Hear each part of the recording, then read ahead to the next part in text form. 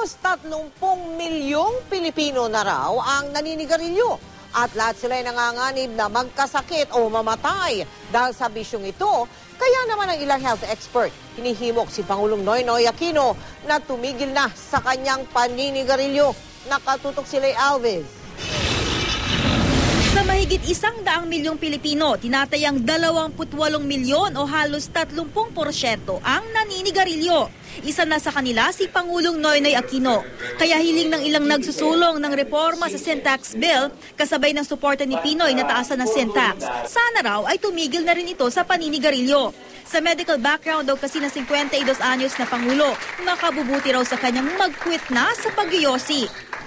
High risk din ng presidente, genetic history. Ang father niya nagka-heart attack. Ang mother niya nagkaroon ng colonic cancer. Past 50 na ang Pangulo, stressful ang job. So very high risk. Sana raw ay huwag masamain ng Pangulo ang payong ito na para rin naman sa kanya at sa bayan.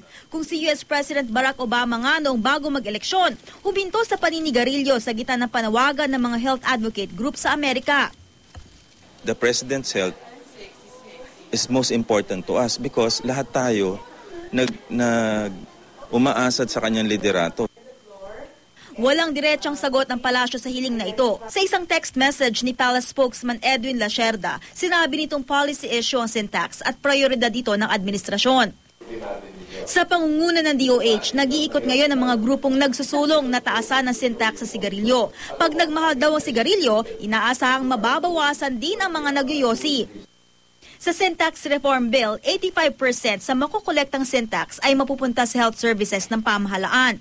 15% naman para sa mga programa sa tobacco farmers. It will also discourage smoking, especially for the young and the very poor. Sa orihinal na sin tax reform bill, 700% ang itataas ng sin tax sa sigarilyo. 60 billion pesos ang madadagdag nito sa sin tax collection na sa ngayon ay nasa 75 billion pesos. Pero sa ipinasang bersyon ng Kamara, ibinaba sa kalahati ang panukalang sin tax increase. Nangangamba si Health Secretary Enrique Ona na lalo pang ma-water down ng sin tax bill pagdating sa Senado. Sir, do you expect na pagdating sa Senate, mas ma-water down pa yung bill? Yun na nga yun na aming kinatatakot. Now, you know how it is in votation. Paalala ng DOH, risk factor ang paninigarilyo sa top 4 na sanhi ng pagkamatay sa Pilipinas. Ang stroke, heart attack, cancer at chronic obstructive pulmonary disease. Panawagan nila sa publiko at sa civil society groups, tulungan sila sa kanilang kampanya kontra yosi at suportahan ang sin tax reform bill. Lay Alves, Nakatutok, 24 Oras.